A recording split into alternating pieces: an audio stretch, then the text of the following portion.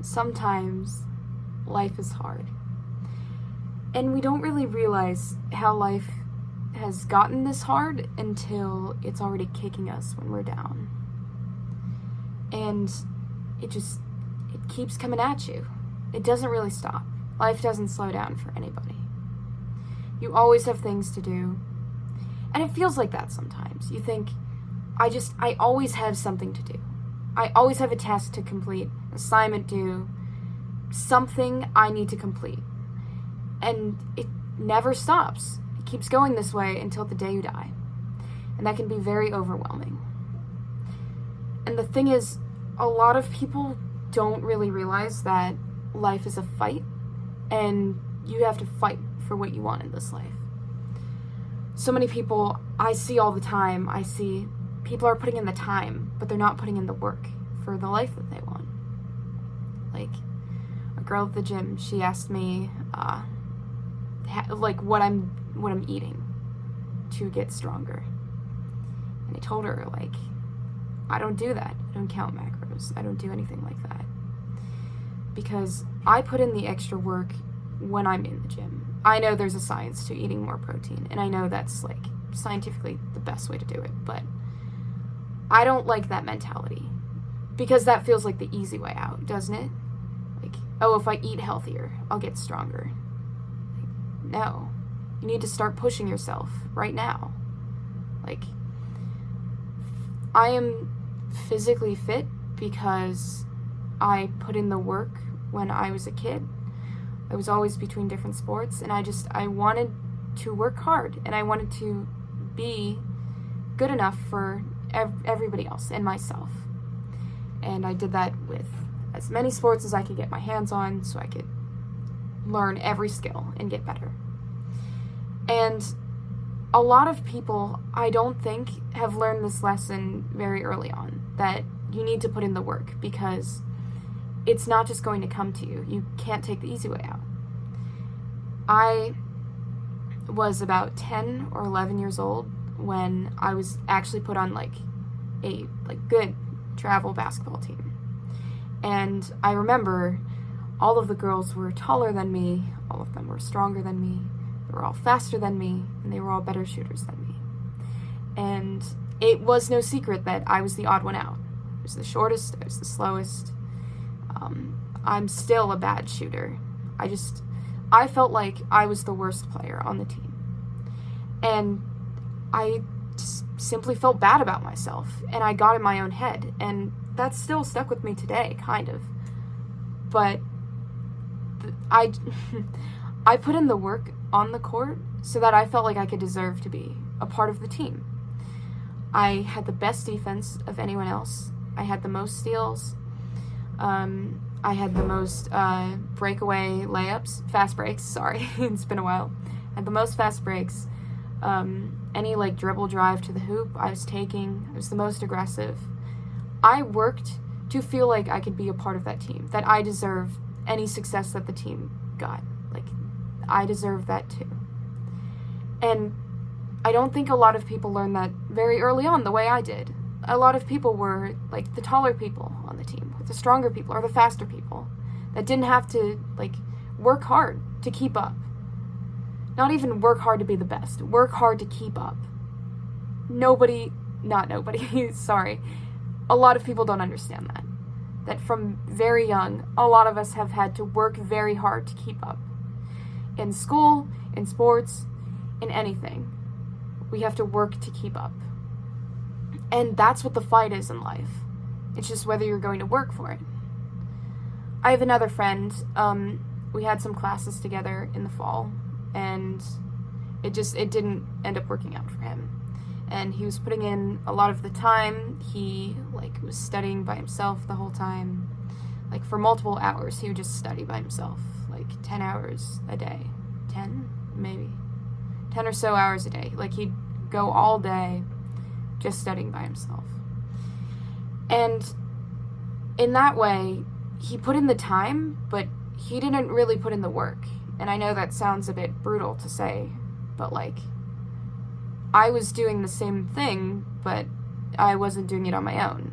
I was was going to office hours for my professors. I was going to my TA's office hours. I was meeting in study groups. I was trying to do the homework with other people. I was asking questions in class. I was seeing my teachers. I was talking to people. I was doing the study guides. I was reading the the textbooks that we never looked at before. I was doing extra practice problems. I could see the difference in the way we were going about our work. He was putting in the time. He was not putting in the work that I was. And that's the difference in how our semesters went. And it might be a little cold or harsh to say so, but I can recognize that. And some people say, I'm not as smart as somebody else. I'm not as good as somebody else. I'm not as strong as somebody else. And that breaks my heart so much. Yes, you are. Yes, you are. Because what does that other person have that you don't have? They don't have some, innate talent that God has bestowed upon them. That's not how it works. This random guy at the gym, he's not bigger than you because God made him that way. He's put in the work. He's been coming every day. He's been lifting. He's been on, creatine or whatever to make himself bigger and stronger. And he's been at it longer than you have, probably. And that's just how it goes. Why can't that be you? Too many people just want to take the easy way out. And I guess that leads me to the point of this video, right? You should always take the stairs, so long as you're physically capable. You should always, always, always, always take the stairs.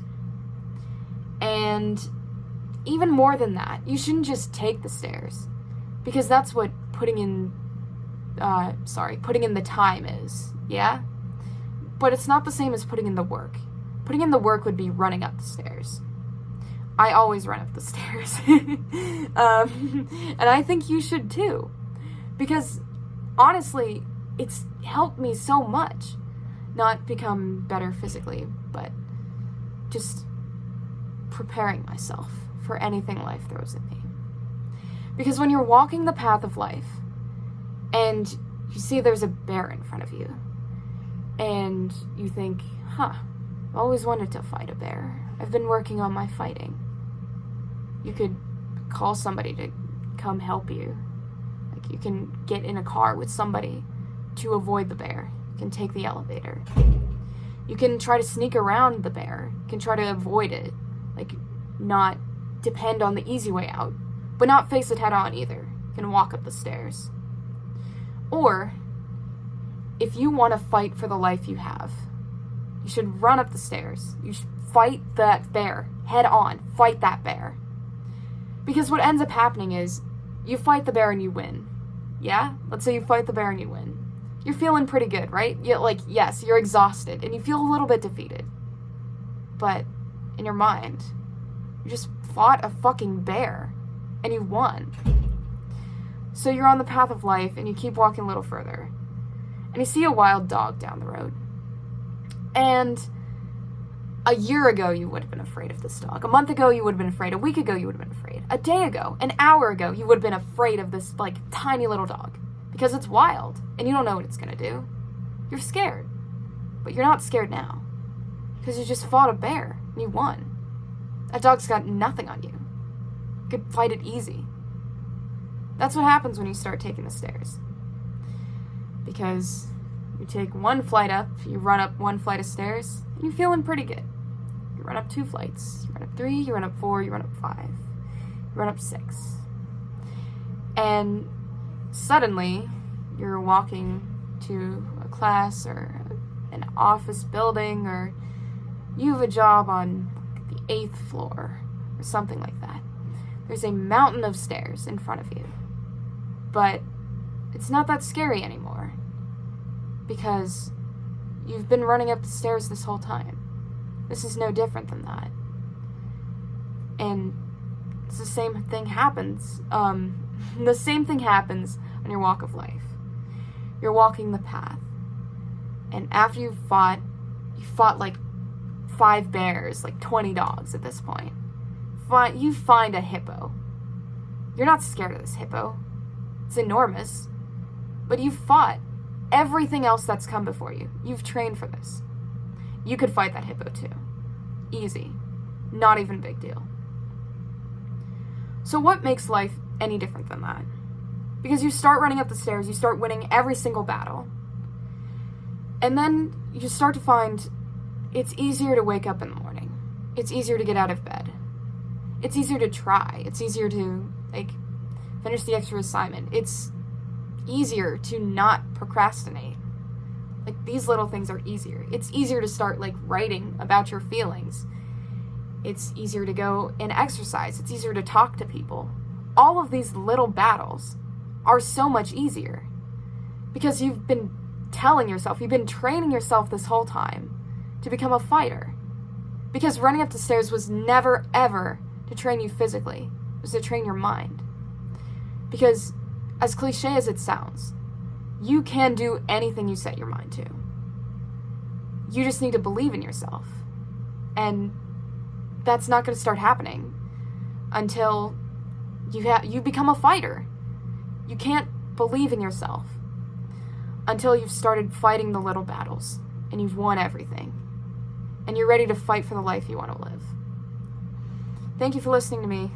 I'm in my second semester of college, and these are just my thoughts so far. So, anyway, thank you.